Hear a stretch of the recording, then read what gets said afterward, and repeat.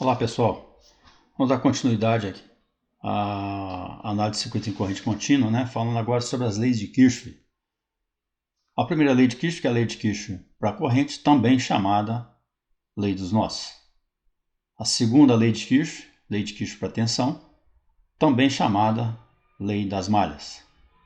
Meu nome é Donizete e vamos dar início ao vídeo. Primeiramente falando sobre nó, ramo e malha dentro de um circuito, né? Então, nó é o ponto de união de três ou mais ramificações, né? Então eu tenho três ramificações aqui, então eu tenho um nó aqui, três ramificações aqui, eu tenho o outro nó aqui. Pode ser três ou mais ramificações. Ramo é o circuito existente entre dois nós, é a ramificação que a gente estava falando anteriormente, né? Então, eu tenho um nó aqui, então eu vou ter e outro nó aqui. E entre os dois nós eu tenho o ramo 1, que compreende o resistor R2, o resistor R1 e a tensão da fonte V1. Tenho também entre esses dois nós o ramo 2, que compreende R3, mas poderia ter mais componentes, como mais uma fonte, mais um resistor, nesse mesmo ramo, né? Nesse caso, apenas o R3 é que define esse ramo 2. Tenho também, entre o nó 1, esse ramo aqui, que eu chamo de ramo 3, que compreende R4, R5, R6 e a fonte V2. Malha é um circuito fechado, né? Nesse caso eu tenho um circuito fechado aqui e outro aqui. Então eu vou chamar a malha 1 de malha 1 aqui e malha 2 aqui. A malha 1 compreende R1, R2, R3 e V1. A malha 2 compreende R3, que pertence às duas malhas, né? Então ela pertence à malha 1 e também pertence à malha 2. Então, malha 2 compreende R3, R4, R5, R6 e a fonte V2.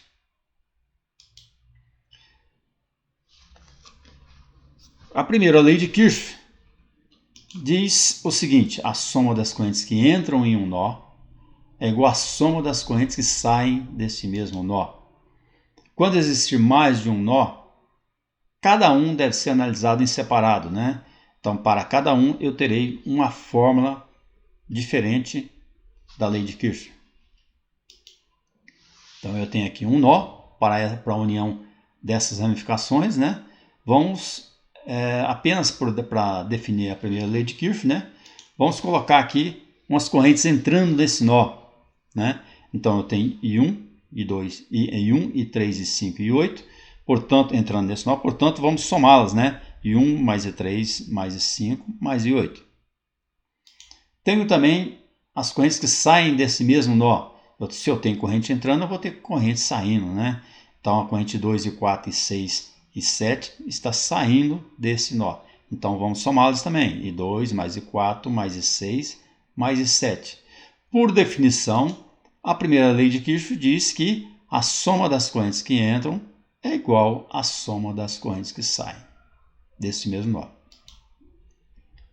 Podemos dizer que a soma algébrica, né, que se encontram das correntes que se encontram em um nó é igual a zero. Ou seja, a somatória de I é igual a zero. Ou dizer que I1, que é a mesma coisa que dizer que I1 mais I3 mais I5 mais I8, que são as correntes que entram, menos I2 mais I4 mais I6 mais I7, que são as correntes que saem, vai ser igual a zero. Trocando esse sinal e tirando o parênteses, né, eu vou ter que I1 mais I3 mais I5 mais I8 menos I2 menos I4 menos I6 menos I7 vai ser igual a zero, que é a soma algébrica, né? Exemplo da primeira lei aplicada em um circuito, né, normal. Então vamos lá. A corrente que passa por R1, que é o I1, vai entrar no nó 1 e vai se dividir em I2 e I3. Então, portanto, a corrente que entra no nó I1 vai ser igual às correntes que saem desse mesmo nó, que é I2 mais I3. Analisando o nó 2, eu tenho que I2 e I3, que passa aqui, né, também, que está no mesmo ramo, né? Que é um circuito de série, né? Então, I3 entra no nó 2 juntamente com I2, que vai me dar I1. Então, I2 mais I3 vai ser igual a I1. Polarizando os resistores, né, conforme o sentido de corrente, nós vamos ver o seguinte, que tem uma corrente circulando, que aonde a corrente entra no resistor é positivo, aonde a corrente sai desse mesmo resistor é negativo. Então, eu tenho positivo nesse resistor de cá, negativo aqui nesse mesmo resistor. Positivo nesse resistor aqui, onde está entrando, negativo onde está saindo. A bateria não muda a polaridade com o sentido da corrente, ela tem polaridade fixa. Segundo a lei de Kirchhoff, né, que diz que a soma algébrica das tensões e quedas de tensão numa malha é igual a zero, considerando as polaridades encontradas no mesmo sentido de análise. Então, eu tenho a corrente aqui, vou polarizar os resistores, né, onde entra positivo, onde sai negativo, eu tenho VR1 aqui, tenho VR2 aqui, positivo aqui, negativo aqui, tenho VR3 com positivo aqui e negativo aqui. O primeiro sinal encontrado, né, mais ou menos, né, no sentido de análise em cada componente, será o sinal da forma. Então, vamos analisar o sentido horário. Começando pela fonte, ó, sentido horário, ó. Começando pela fonte, qual é o sinal que eu encontrei? Encontrei o sinal negativo. Então, menos VT mais VR1 mais VR2 mais VR3 igual a zero, né? Nesse sentido de análise, encontrei os positivos nos resistores e o negativo na fonte. Vamos inverter o sentido de análise. O sentido anti-horário, começando pela fonte, qual o sinal que eu encontrei? O positivo. Então, mais VT, menos VR3, menos VR2, menos VR1. Então, em qualquer que seja o sentido, eu vou encontrar o resultado da soma algébrica igual a zero. Vamos utilizar a segunda lei de Kirchhoff, né, para calcular a tensão em relação a dois pontos, né? Nesse caso, VAB, entre os pontos A e B. Então, VAB. Não é VBA, porque não é de B para A, é de A para B. Então, é VAB. Então, sempre analisando de A até B. Então, a corrente está nesse sentido, por isso os resistores já estão polarizados, né? Então, vamos analisar o lado direito de A até B. Eu vou encontrar o positivo de VR2, então mais VR2, o positivo de VR3 mais VR3. Então, VAB vai ser igual a mais VR2 mais VR3. Analisando o lado esquerdo, eu encontrei o sinal negativo de VR1, portanto, menos VR1. Encontrei o positivo de VT, então mais VT. Então, VAB vai ser igual a menos VR1 mais VT. O circuito em azul não está em paralelo com o circuito em vermelho? Então, os VAB vão ser igual. Então, VAB em azul vai ser igual ao VAB em vermelho. A soma algébrica das tensões e quedas de tensão em relação aos mesmos pontos A e B na malha são iguais.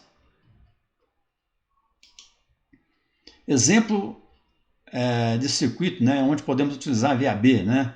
Nesse caso, eu tenho o ponto A aqui e o ponto B aqui. Então, eu tenho esse ramo de cá e esse ramo de cá. Olha que nesse ramo do interno apareceu uma fonte, né? Então, vamos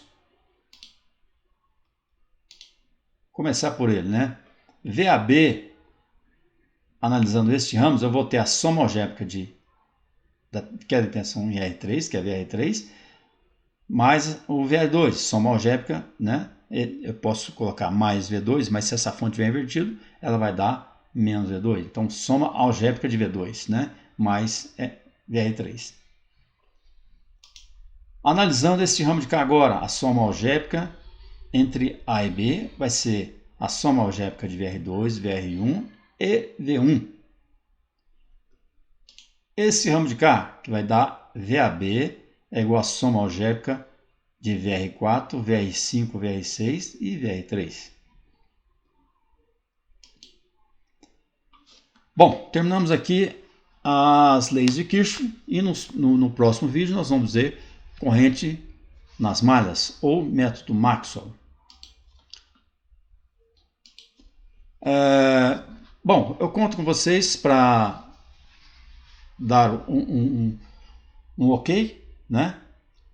Compartilhar e também se inscrever para acompanhar os nossos próximos vídeos. No mais, obrigado.